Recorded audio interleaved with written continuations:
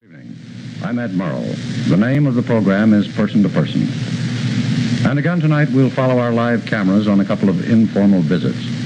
We're going up to the Catskills, about 90 miles from here, where you'll meet the heavyweight champion of the world, Rocky Marciano. And then we'll go a few miles away to meet the challenger, Ezzard Charles. They're training, both of them, up in country where, not far from where Rip Van Winkle took a nap. But there will be no napping next Thursday night when these two young gentlemen meet in the Yankee Stadium.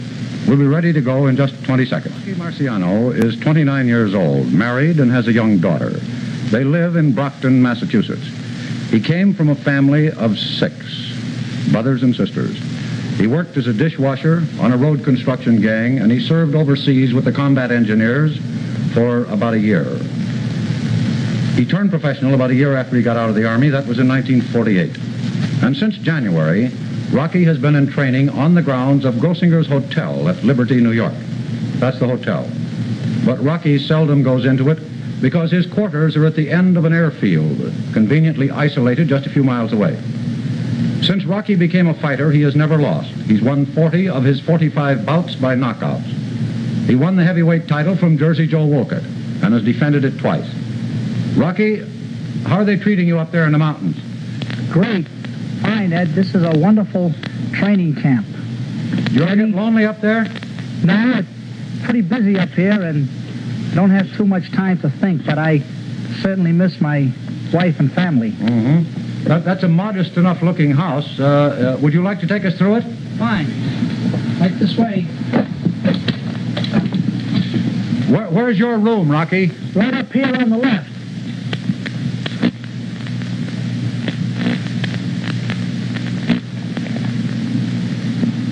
You're up a little late tonight, aren't you, Rock? Yes, but this is a very special occasion. This is my bedroom and dressing room. Right. I spend most of my time here. That's why all my equipment is lying around. Well, why don't you show us around a little? Well, this is my good luck piece. It was sent to me by a friend quite a while ago, and I promised him I'd keep it around. Uh-huh. This will be my robe, the one I'll wear Thursday night. I wore it the night I won the title, and I'm going to keep on wearing it. Mm-hmm. Over here is a necessity. Yeah. I weighed in today at 189 pounds. Uh-huh. This is my rubbing table and where I do my calisthenics. Mm-hmm. After a workout, I do about 20 minutes of exercises right here, and then I get a fresh rub down. What do you use the football for? This football gives me a certain amount of exercise too, but I use it mostly for a pillow when I rest here for my rub downs. Rock, tell me this, do you meet any interesting people when you're doing your road work? Well, on the main highway, a lot of the folks feel sorry for me and they ask me if I want to lift someplace. It's quite hard telling him that I need that road work and that I'm jogging along for the exercise. But up here on the lonely mountain roads, where I do most of my road work, I meet animals. An occasional snake, a deer, rabbits, and sometime a threatening-looking dog that makes me do road work on the double. Rocky, where's the rest of your crew? Why, they're right downstairs, Ed. Could we go down? Certainly. Rocky, do you ever get tired of walking? That's my favorite exercise and pastime. Since it helps me in my boxing, I like to do it. Uh-huh. This is my dad right here. Good evening, Mr. Marciano. And do it, sir. This is my manager, Al Weil. Evening, Al. How are you, Ed? Fine, thanks. Trainer Charlie Goldman. Oh, Charlie, where'd you get that shirt? Oh, yes, Mr. Morrow. Co-trainer Al Colombo. Yeah. How are you, Al? Fine, thanks, Mr. Morrow. And this is our chef, Rhino, Al Rhino. Good evening, Al. How do you do, sir? Al is probably the most important member of the community, isn't he? I feel that sometimes, Ed. Mr. Marciano, what kind of a kid was Rocky? Very fine boy. And he loves sport very much. Anytime you want to see Rocky, you go to the playground, he's there. Uh-huh. Didn't give you any trouble? Never. Al, you've handled Rocky a long time now, but when you first got him, did you realize you had a champion in your hands? Why, certainly, Ed. Naturally, you had to do a lot of work, the same as you had to do with my other 3 champions. But he stood up, never stopped at anything, and he never complained in anything. You can tell on his record of 45 fights, 40 knockouts, and 5 decisions, and never lost. Well, he's raring to go Thursday, Ed. And he's up here. Harry and Jenny Grossinger have done splendid for him up here, and he's in wonderful condition. Well, now, Charlie Goldman, I still want to know where you got that shirt. When we were on the tour down far east, around Christmas time, Ed, we were handed presents in Honolulu. They treat us very nice out there. They're lovely people. Well, Charlie, tell me, is Rocky a tough man on trainers? Well, I would say that Rocky is, I would call him a trainer's dream, because Rocky will never undo anything that you do for him. I've been in this business for over 50 years, and I met all kinds of athletes in all different kinds of sports, but I never saw anyone that would deny themselves the pleasure and as unselfish as Rocky is. I don't think they could be that way. Well, now, Rocky, with all these people around you, I know you get a lot of good advice, but what's the best single piece of advice you ever received? The one I've used, Ed, the one advice that I have really put to use is the one my co-trainer Al Colombo here gave me a long time ago. He says, Rock, why don't you try fighting? Give it a good try. Let's be serious about it and go to work. I think someone once told you also that you ought to listen to people who knew what they were talking about, That's didn't they? right, Ed. My dad told me that when you go to New York and your trainer and manager want to help you, listen to them because they know what they're talking about. Well, Rock, even up there in that mountain air, it must be a little stuffy inside. Let's go outside and talk a little shop, shall we? Fine, Ed. Excuse me, boys. Rocky, when you were a kid in Brockton, did you ever daydream about being the champion? Ed, as a kid, I dreamt about all sports. I loved baseball and football. It wasn't until I got out of the Army and started to box a little bit that I dreamt of becoming a champion in fighting. Well, you've got a reputation for being what I think is generally called a killer in the ring. Is that true? If you mean my record, where I won most of my fights by knockouts, Ed, I guess that's what they say.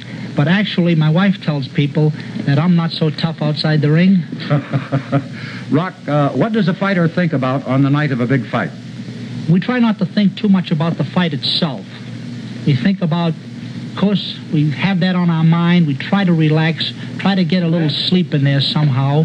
But, of course, the fight is on our mind, and we hope that everything we've been practicing up here at camp will go good in the fight and prove that we've actually learned something in there. Well, now, Rock, with 40 knockouts in 45 fights, you're certainly qualified to answer this one. What do you think about when a man is knocked down and they start the count? Will he get up before the count of 10? That's the one thing we think about, Ed. Of course, we're happy that we've knocked him down. That's an advantage towards us. It shows the man that we've still got the fight under control. But then we think, what'll I do if he gets up? What will be my best plan of attack if the fellow gets up before 10? And then we'll go right to it. So you really sort of spend that time planning your strategy for what comes later. Is that right? That's right, Ed. Well, Rocky, would you hang around a moment? Because we're going to come back to you after we've had a chance to visit with Ezzard Charles over in Monticello. Fine. Ezzard Charles is 32 years old. He's an only son. He was born in Georgia, raised by his grandparents in Cincinnati. He worked his way through high school selling papers, washing cars, and also working as a porter. Like Rocky Marciano, he rose to fame and fortune from rather humble origins. Charles spent 33 months in the Army, 24 of those months in Italy. He started boxing as a professional in 1940 and then came back to it after he ended his Army career. He's married and has 2 young daughters. Charles has been training at Kutsher's. That's a country club up in Monticello, about 90 miles from New York and only about 14 miles from the place where Marciano is staying. In these modern quarters, used at night as a theater and a nightclub, Ezzard Charles has been training for a fight which, if he wins it, will make him the first man in the history of boxing ever to regain the heavyweight title. Evening, Ezzard. Hey, Ed, how are you? Good, how are you? Fine. How's the training going? Pretty good, pretty good. Everything is shaping up fine. Did you work out today? I sure did. Boxed 4 rounds with my sparring mates, 2 with Gene Jones and 2 with Al Smith, and then went on the other paraphernalia, the fast bag, the heavy bag, and did some calisthenics and called it a day after a shower and rub down. What do you do about eating? Do you eat 3 times a day or only twice? No, I eat twice a day. Have breakfast and have dinner at 5:30. Well, now, Ezzard, speaking of eating, what's the first thing you're going to eat on the day after the fight? Well, what I'm planning on eating, I plan to have a big piece of cheesecake and a cup of coffee the day after the fight. They don't allow you to have coffee now? Oh, no, I can't drink coffee now. We have tea as a stimulant, and sometimes I get a glass of orange juice occasionally. This looks like a rather elaborate setup you've got there. Could we see some more of it? Yes, sure. Come on around. I'll show you the place. Ezzard, I know that hall is used for dancing. Do you like to dance? Well, I like dancing, but I don't dance any too well. Do you like music? Oh, sure. I like music because I try to play a bass fiddle occasionally. I did on a saxophone, but I found that was a little too difficult, and so I forgot about that. And one time I did try and play a flute, and I forgot about that because there are some changes that I can't make on the flute. So I'm a bass fiddle player now, at least I try, but since I've been trying to win the heavyweight title, I've forgotten all about my musical ability and have been applying myself strictly to this physical endurance here, trying to ready myself, to win back the heavyweight title. Why do you give up music while you're training, Ezzard? Well, because I don't think that I should have any distraction away from what I'm concentrating upon now, and that, like I say, that is to win back that title. Do you do much reading up there? Quite a bit. I read in the evenings and in the mornings when I come back off the road. Ezzard, I imagine every kid has a childhood hero of some sort. Who was yours? Well, when I was a kid, I had several heroes. Joe Louis, Kid Chocolate. Of course, Kid Chocolate, he was my hero. He boxed in Cincinnati. Of course, I'd heard him on the radio before I'd seen him in Cincinnati. What got you started in this business, anyway? Well, after Kid Chocolate came to Cincinnati, my hometown there, I could hear some of the people about saying that he had 365 suits. And so at that time, I'd always wanted to be a fighter, but when I heard he had 365 suits, well, that really induced me to be a prize fighter. How many suits do you have now, Ezzard? Well, I'd say you don't have 365. What else contributed to your getting started in this fight game? Well, like everyone else, I thought, that I could win some money from it, and it has proven that you can win some money out of fighting. I mean, the purse that they pay. And another thing, I guess like all other kids who likes athletics and fighting more, it appealed to me more so than baseball and some of the other sports we have. Of course, I can play a little baseball, and I never was too much with football. And basketball, it's a good game to watch, I think. When you first started, did your grandparents approve of your becoming a fighter? No. My grandmother, she really didn't want me to be a fighter, and neither did my mother. Neither one particularly cared about prize fighting. They thought it was a little too rough for me. Where did you do your fighting as a kid?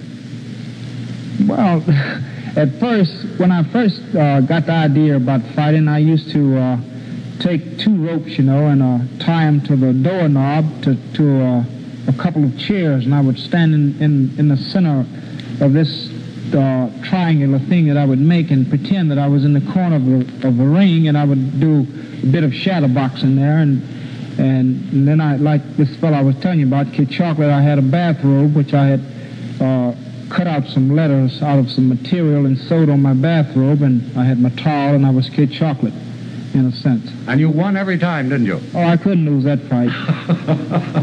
Did you imagine yourself as the champion I think you told me the other day that during the baseball season you were a champion pitcher. In football, it was... I imagine all kids think that way, no matter what the season is. Those games, I didn't play them. I was no world beater with them. I could play them, but I'd walk along the streets and dream that I was champion of whatever the season was. If it was summertime, I was a champion baseball player. In the fall, basketball and football, just whatever the season. Well, now you've got the real thing. I wonder if we could meet some of your staff. Certainly can. Come on, I'll let you meet some of the fellows.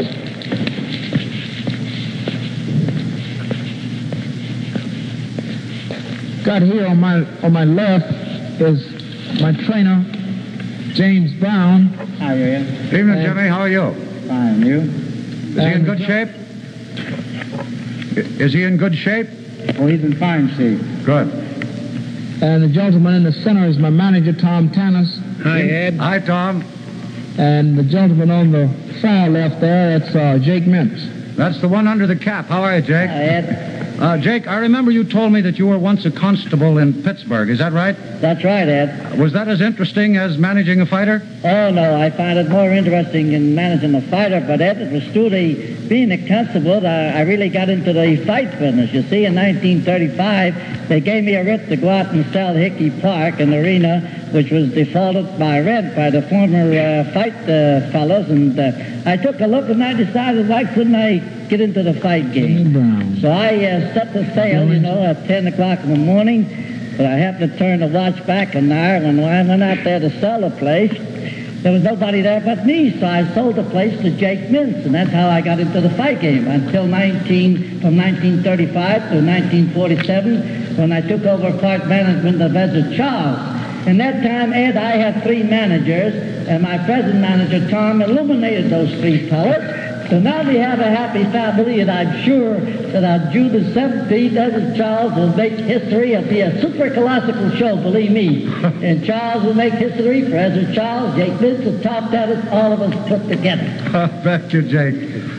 Tom Tannis, you put up the money for Charles' contract. Do you think it was a good investment? I certainly do, Ed. It was sort of a little tough at the start, but I never regretted it because I think it's one of the best business deals that I ever had. If you remember back in 1949 when I bought the contract from these 3 fellas in Cincinnati, we had a little tough luck and Ez was out of the ring for about 8 or 9 months. But in a very short time we come back and then fought a fellow by the name of Freddie Beshore, and then to recognize Ezzard Charles as the world's heavyweight champion, we fought Joe Louis and defeated him without any question at all.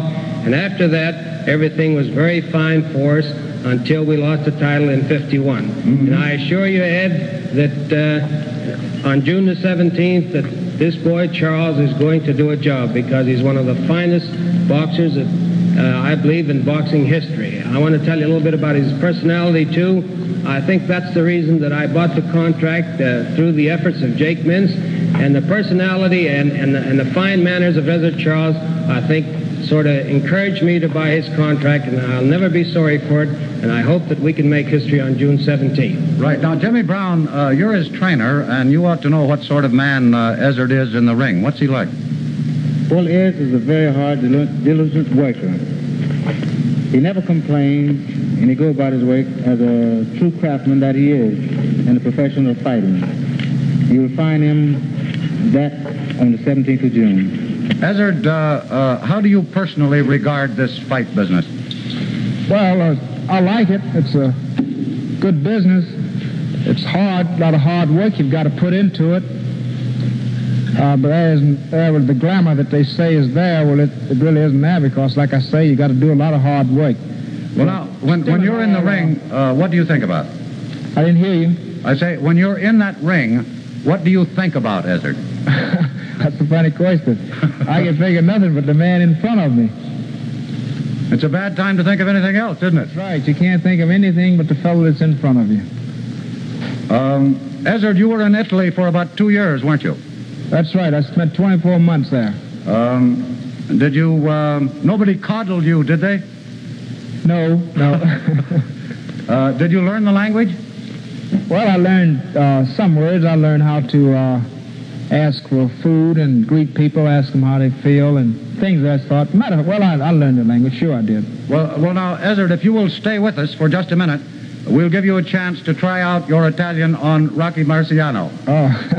We'll be back in a moment. We've been visiting with the champion, Rocky Marciano, and Ezzard Charles individually. And now, as you can see, we have brought them together electronically. Their training camps are actually about 14 miles apart. These two young men, for the past 20-odd minutes, have tolerated a reporter who very often didn't know the right questions to ask. Next Thursday, in Yankee Stadium, they'll be belaboring each other about the head and body with 6-ounce gloves. But that's 6 days away. They both stayed up rather later than usual tonight, and since this is a rather informal type show, and we're all together, Ezzard, why don't you try out your Italian on Rocky? Okay, sure. Come sta, campione del mundo, esta notte? Molto bene. Che penso te stasera? Stasera è tardi per me. Tardi. Anche io, essere troppo tardi per me. Wait a minute, fellas. Wait a minute. Bring me up to date. What are you saying? I just told Ezzard that it's a little late tonight for me, and I'm thinking about sleep. I think he asked you at the beginning how you were feeling. Wasn't that right? That's right, Ed. Now let's see. What's the fist that is going to do the job on Thursday night? Both preferring the right. Is that it? That's right. Well, now, gentlemen, before we leave, I'd like you to meet someone that I think you both know pretty well before. He's been sitting here in the control room with me during most of the evening, and his name is Jersey Joe Walcott. Hi, champ, and how is? What do you know, Joe? Fine. I was at the physical with yesterday. I know you're both in very good condition, and I know it's going to be a terrific fight. Oh, boy. Hi, Joe. Thank you very much, gentlemen. Would you like to put any more questions to him, Joe? You've seen them today, and you think this fight could go the distance? Well, yes, I do. I think it can go 15 rounds. And you fought both these men, haven't you? Yes, I fought Ezzard 4 times, and I fought Rocky Marciano twice. Good, clean fighters? Yeah, they both are very clean fighters and 2 very good Americans. Well, thank you very much indeed, you fellows up there in the Catskills, and I hope you got a good night's sleep tonight and that we haven't either relaxed you too much or made you too friendly towards each other for Thursday night. Thanks a lot, fellas. Good night. Night. Good night.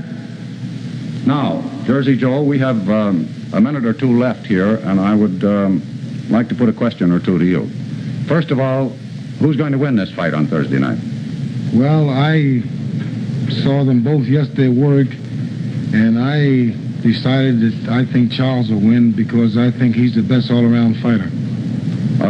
What do you mean exactly by the best all-around fighter, Joe? Well, Charles can do most everything, and he does it very well. He's a good boxer, a fairly good puncher, and he's a very smart fighter. Has the fight game been good to you, Joe? Well, of course, you know it has. Fighting has given me a 23-year dream, and I've done something in fighting I don't think you could do in anything else in sports. After 20 years, I became heavyweight champion, and that was a 20-year dream. What are you doing now? Well, we have, my manager and I have a 56-unit motel and an Amoco gas station and a mini car wash and a luncheonette. And, of course, I'm working with the juveniles in the city of Camden. All right, let's get a real commercial in here. Where is your motel? In Mount Ephraim on Route 42, 8 miles out of Camden. Uh-huh. You've got what size family? Well, I have 6 children, 4 girls and 2 boys. And someone was telling me the other day that you have a son, 14, who is shaping up as a fighter. Is that right? Yes, my youngest boy, he definitely wants to be a fighter. I've tried to talk him out of it, but I don't have any success, and I'm afraid he's going to be one. Does he train now? Does he do road work and that sort of thing? Yes, he gets up a couple mornings a week and does road work before going to school. And you have no hesitation about his becoming a fighter? Well, you know, of course, after putting 23 years in it myself, I wasn't too particular about him becoming a fighter, but after seeing that his mind is so set and he's so interested in it, I feel as though as a father I should give him all the help I can and do everything I possibly can to urge him on to success. Well, you look to be in about as good shape now as you did when you were fighting. How much overweight are you? Well, now my best fighting weight was 196 pounds, and now I weigh 212. 212 now. That's right. And you are reasonably confident that Ezzard Charles is going to win this one on Thursday next, are you? Well, as confident as a spectator could be, you know, I'm just a former fighter. I'm not an expert. And from what I can see at my experience with both fighters, I think Charles should win a 15-round decision. Thank you very much indeed, Jersey Joe Walcott, for coming along and for chatting with the boys up in the Catskills. There are some of the people who contributed to this program. Not all of them by any means, because we had an unusual number of technicians on this particular program. And now, from person to person, good night and good luck.